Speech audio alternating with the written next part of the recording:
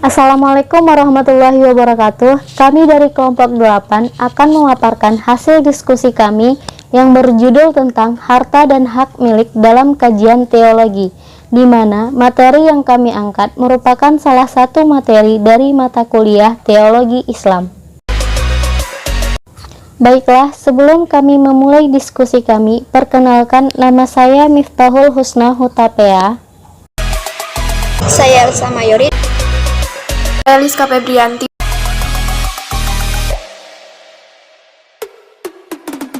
Baiklah, di sini saya akan menjelaskan 3 materi.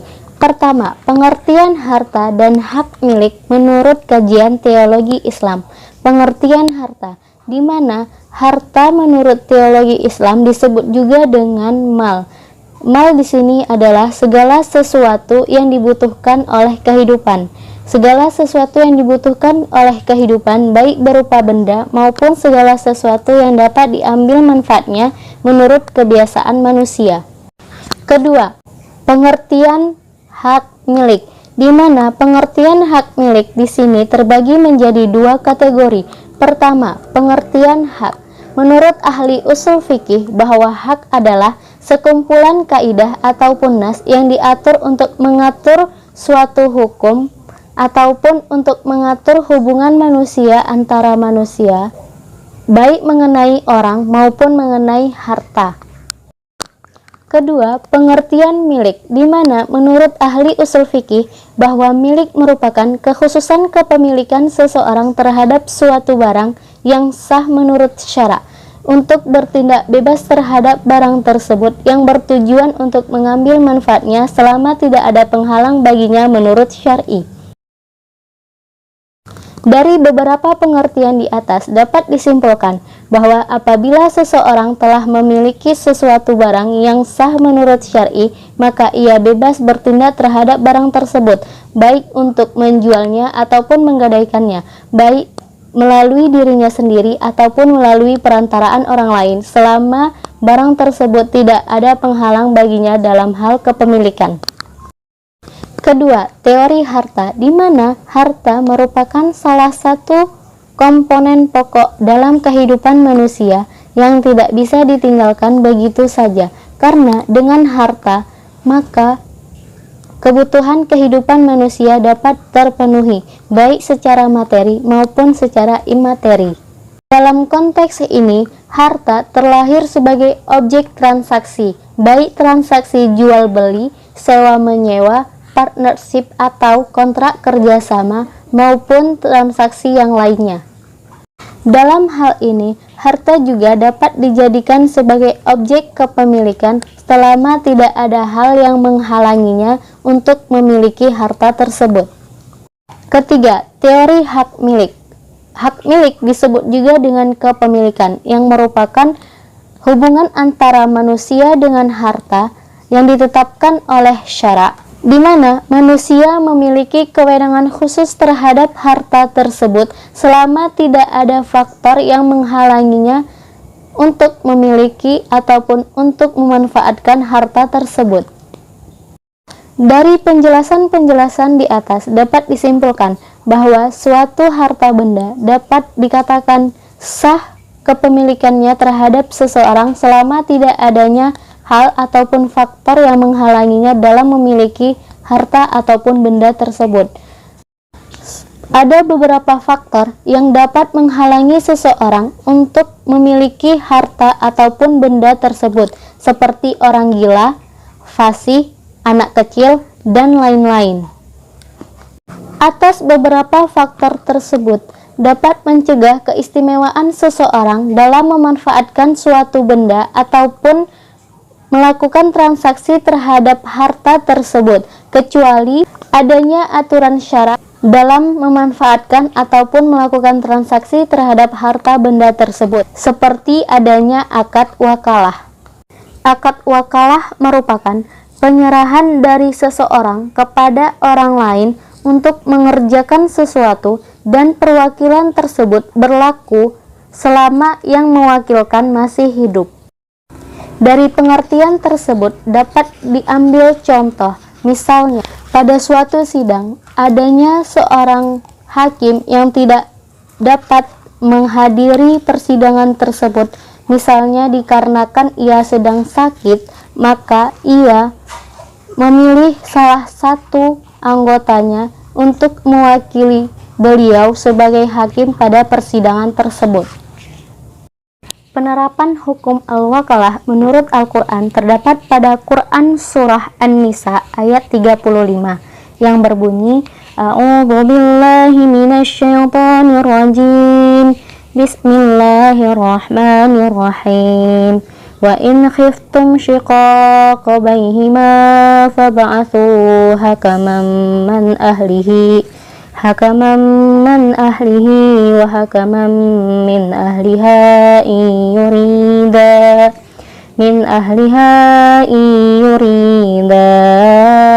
islahan yuwaffiqillahu bainahuma innallaha kana aliman khabira. Shadaqallahul azim. Artinya, dan jika kamu khawatir terjadi persengketaan antara keduanya, maka kirimlah seorang juru damai dari keluarga laki-laki dan seorang juru damai dari keluarga perempuan jika keduanya juru damai tersebut bermaksud mengadakan perbaikan. Niscaya Allah memberi taufik kepada suami istri itu. Sungguh Allah Maha Mengetahui, Maha Teliti. Baiklah, demikian penjelasan saya tentang pengertian harta dan hak milik dalam kajian teologi Islam, teori harta, dan juga teori hak milik. Selanjutnya akan dijelaskan oleh teman saya Elsa Mayori. Kepada saudari Elsa dipersilahkan. Assalamualaikum warahmatullahi wabarakatuh. Saya Elsa Mayori dari Prodi Manajemen 2D Universitas Islam Negeri Sumatera Utara. Dalam materi kali ini saya akan membahas 3 aspek, yaitu aspek yang pertama, harta dalam sudut pandang Islam, yang kedua, kedudukan harta dalam sudut pandang Islam, dan yang ketiga, pembagian harta dalam sudut pandang Islam. Nah, selanjutnya saya akan menjelaskan masing-masing penjelasannya. Pada materi yang pertama, saya akan menjelaskan tentang harta dalam sudut pandang Islam. Pada dasarnya, harta adalah suatu aset kekayaan yang berupa emas, perak, benda, atau barang berharga lainnya. Sedangkan menurut ulama Hanafiyah, harta adalah segala sesuatu benda yang dapat diambil dan dapat disimpan, yang dapat dimanfaatkan. Jadi harta atau mal dalam sudut pandang Islam adalah sebuah aset kekayaan yang bernilai dan berharga yang dapat disimpan dan digunakan dan juga sewaktu-waktu berkurang dan bisa habis.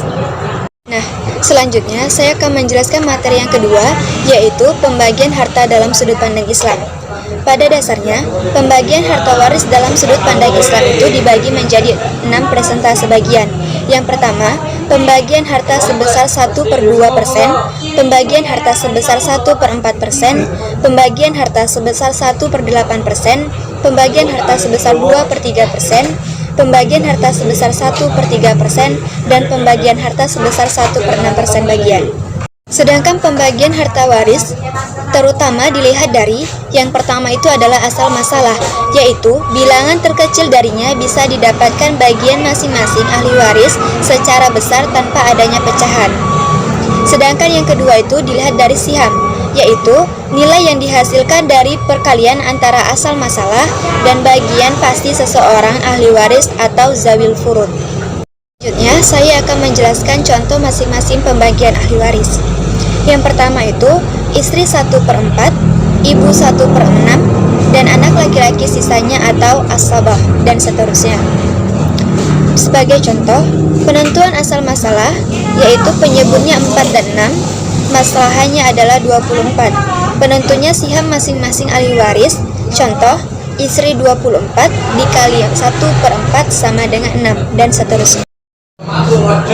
Sedangkan bagian masing-masing ahli waris adalah istri mendapat 1/4 bagian apabila si pewaris meninggal tanpa meninggalkan anak atau cucu.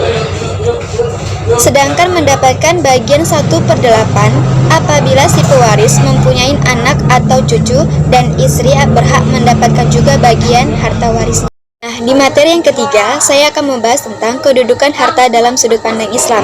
Yang pertama, harta sebagai amanah atau titipan dari Allah Subhanahu wa Ta'ala. Karena manusia tidak bisa mengadakan benda yang ada menjadi tidak ada dan benda yang tidak ada menjadi ada. Oleh karena itu, sebabnya mengapa harta sebagai titipan atau amanah dari Allah Subhanahu wa Ta'ala yang diberikan dari Allah untuk dipergunakan sebaik-baiknya. Yang kedua, harta sebagai perhiasan hidup manusia. Pada dasarnya, manusia memiliki kecenderungan yang kuat untuk memiliki dan menguasai serta menikmati harta. Dan yang ketiga, harta sebagai ujian keimanan. Dijelaskan dalam surah An-Anfal ayat 28 yang artinya, sesungguhnya harta dan anak-anak adalah suatu cobaan dari Allah Subhanahu wa Ta'ala. Demikianlah hasil penjelasan saya mengenai harta dalam sudut pandang Islam, pembagian harta dalam sudut pandang Islam, serta kedudukan harta dalam sudut pandang Islam. Assalamualaikum warahmatullahi wabarakatuh. Saya Liska Febrianti dari kelompok 8 akan menjelaskan tentang maqasid syariah dalam kepemilikan harta. Pertama, memelihara harta dalam peringkat daruriyat, seperti syariat tata cara kepemilikan harta dan larangan mengambil harta orang lain dengan cara yang tidak sah. Bila peraturan ini dilanggar, maka akan berakibat terancamnya eksistensi harta tersebut. Yang kedua itu memelihara harta dalam peringkat hajiat, seperti syariat tentang jual beli dengan cara bersalaman. Apabila cara ini tidak dipakai, maka tidak akan mempengaruhi eksistensi harta tersebut, melainkan akan mempersulit orang yang memerlukan modal. 3. Memelihara harta dalam peringkat tahsiniyat, seperti ketentuan tentang cara menghindarkan diri dari pengecohan atau penipuan. Hal ini erat kaitannya dengan etika bisnis. Hal ini juga akan mempengaruhi kepada sahnya jual beli itu, sebab peringkat yang ketiga ini juga merupakan syarat adanya peringkat yang pertama dan peringkat yang kedua. Maka peringkat ketiga ini berkaitan erat dengan peringkat kedua dan peringkat pertama tadi.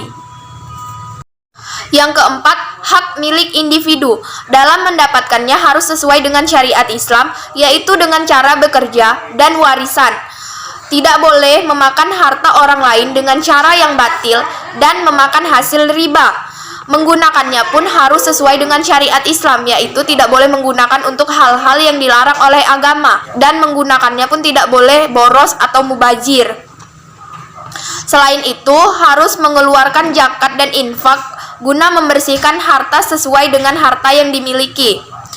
Yang kelima, hak milik sosial ataupun umum. Karena kepemilikan benda-benda ini secara umum seperti air, rumput, dan api yang merupakan sumber daya alam manusia yang tidak dapat dimiliki perorangan kecuali dalam keadaan tertentu. Maka cara menjaganya harus dilestarikan. Misalnya contoh tidak boleh seperti menjaga kelestarian air di sungai. Kita tidak boleh membuang sampah sembarangan agar sungai itu tetap jernih dan terjaga kelestariannya.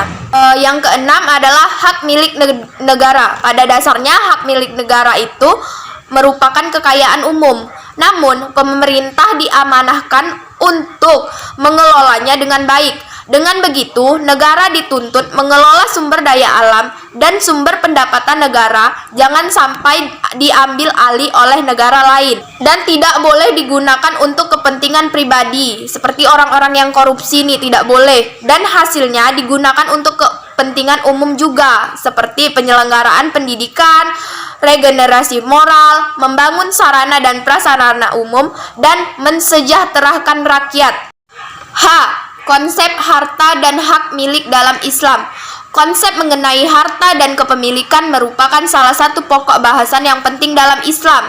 Harta atau dalam bahasa Arab disebut al-mal, secara bahasa artinya condong, cenderung, atau miring.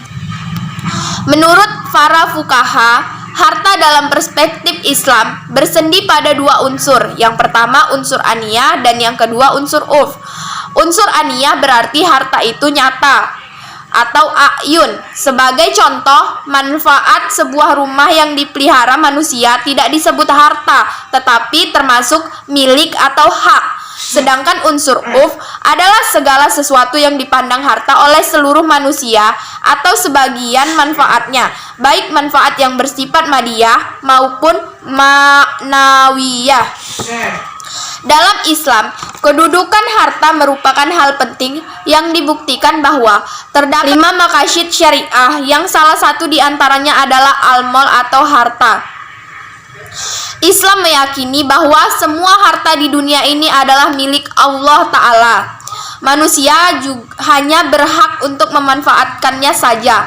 Meskipun demikian, Islam juga mengakui hak pribadi seseorang. Untuk itu, Islam mensyariatkan peraturan-peraturan mengenai muamalah seperti jual beli, sewa menyewa, gadai menggadai, dan sebagainya, serta melarang penipuan, riba, dan mewajibkan kepada orang yang merusak barang orang lain untuk membayarnya.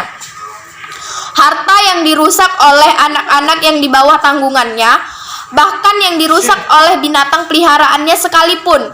Perlindungan Islam terhadap harta benda seseorang tercermin dalam firman-Nya, yaitu, "Hai orang-orang yang beriman, janganlah kamu saling memakan harta sesamamu dengan jalan yang batil kecuali dengan jalan perniagaan yang berlaku dengan suka sama suka di antara kamu, dan janganlah kamu membunuh dirimu, sesungguhnya Allah adalah Maha Penyayang kepadamu."